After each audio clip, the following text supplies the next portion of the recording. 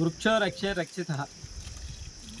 వృక్షాలను మనం కాపాడితే అవి మనల్ని, మన సమాజాన్ని కాపాడుతాయి. ఇది సత్యం.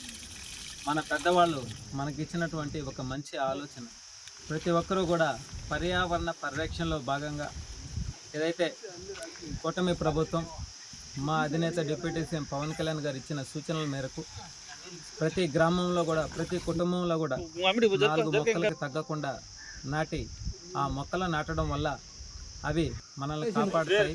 అదేవిధంగా పెరిగిపోతున్న పొల్యూషన్ నుంచి రాబోయే రోజుల్లో మన బిడ్డలు ఈరోజు ఏదైతే మినరల్ వాటర్ కొనుక్కొని తాగుతున్నామో అలాగే మంచి గాలిని కూడా కొనుక్కొని పీల్చుకునే విధంగా కాకుండా ఇప్పటి నుంచే మనం కళ్ళు తెరిచి మన పరిసరాలని, మన పర్యావరణాన్ని కాపాడుకోవాలంటే మనం అందరం కూడా పచ్చని చెట్లను నాటి వాటిని కాపాడాలి.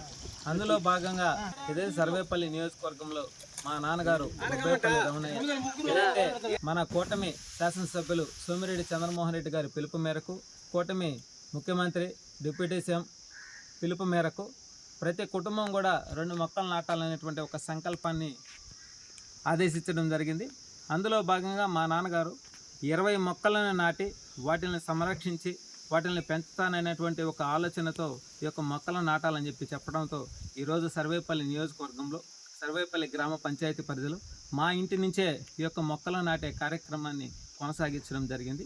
గతంలో కూడా అనేక సందర్భాల్లో అనేక గిరిజన కాలనీలో మా రహీంబాయి మేమందరం కూడా జామ మొక్కలను పంపిణీ చేసాం. అదేవిధంగా దేవాలయాల్లో కూడా మొక్కలు నాటడం జరిగింది. మొక్కలు నాటడం అని అంటే ఊరికే నాటి వదిలేయడం కాదు, వాటిని సంరక్షించాల్సిన బాధ్యత కూడా తీసుకోవాలా.